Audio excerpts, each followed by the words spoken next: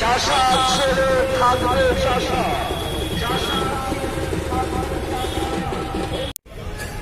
লুকাইতে থাকে, লুকিয়ে থাকে, কখনো সুযোগ পেলে সেটা প্রকাশ করে। আপনি গণৎকার নন যে আগে থেকে জেনে যাবেন যে এই লোকটা পরে মির্জাফরের মতন হবে।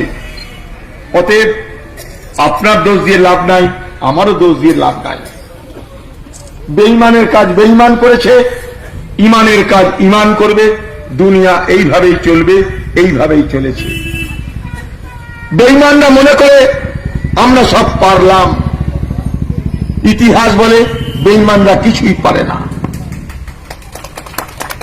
মির্জাফরের করুণ ইতিহাস, তার এমন শাস্তি দিয়েছে উপরওয়ালা, তার কবরের উপর দিয়ে হেঁটে যেতে হয় মানুষকে। এই ভারতবর্ষের ইতিহাসে সম্রাট ঔরঙ্গজেবকেও দেখেছেন নিজের ভাইদেরকেও খুন করেছে, আবার বাবাকে বন্দিও করেছে। আবার সম্রাট আকবরকেও দেখেছেন সবাইকে নিয়ে চলে দেশকে বড় করেছে।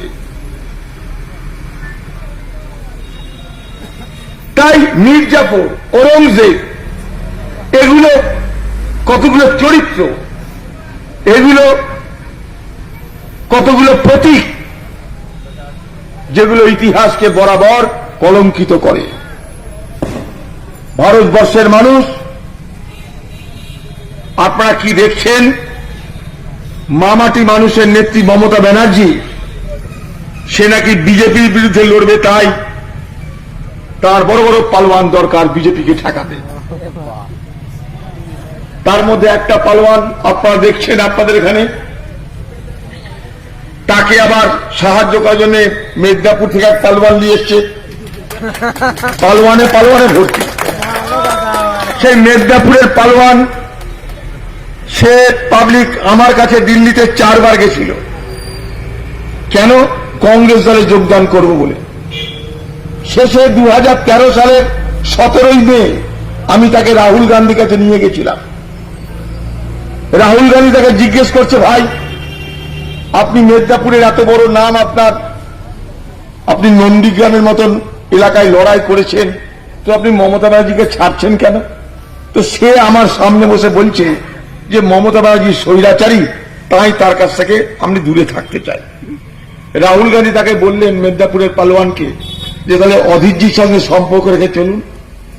কদিন পর সে আবার আমার কাছে গেল, দিয়েছে দাদা এখন কংগ্রেস করা যাবে না, কংগ্রেস করলে আমাকে দিদি কেস দিয়ে দিবে। তো সে পালোয়ান দিদির কেসের ভয়ে কংগ্রেস করতে লাগলো, কংগ্রেস করতে পারল না। তাকে দিদি মুর্শিদাবাদে দায়িত্ব দিল, মুর্শিদাবাদের কংগ্রেসকে ধ্বংস করতে আর মুর্শিদাবাদের বেঈমান খুঁজে বার করতে। সে কিছু বেঈমান খুঁজে পেয়েছে, অস্বীকার করব না। সে বেঈমানদের নিয়ে ভাবছে এবার বিরাট ফৌজ করে দিলাম আমি, বেঈমানদের ফৌজ নিয়ে ভাবছে কংগ্রেসকে উৎখাত করবে। আমি তো বলি সব সময়, जब खुदा करे मेहरबान तो गधा बने पहलवान। গাধাও কখনো কখনো পালোয়ানি দেখায়, তো গাধার পালোয়ানি যতই করুক, গাধা তো গাধাই থাকে, তো গাধাকে গাধা বানাতে হবে, আর কি করা যাবে? তো এইসব পালোয়ানদের নিয়ে এসে কি বলতে চাইছে মমতা ব্যানার্জি? মুর্শিদাবাদ দখল করবেন? দিদি বন্ধু, বাংলার মুখ্যমন্ত্রী, আপনি মুর্শিদাবাদ দখল করতে চাইছেন? মানুষের আশা থাকা ভালো, দুরাশা ভালো না। মানুষের স্বপ্ন দেখা ভালো, দুঃস্বপ্ন ভালো নয়। বাংলার মুখ্যমন্ত্রীকে বলতে চাই যে এবারে মুর্শিদাবাদ জেলা আপনাকে এমন শিক্ষা দেবে, এবারে নির্বাচনে মুর্শিদাবাদ জেলা আপনাকে এমন শেক দেবে,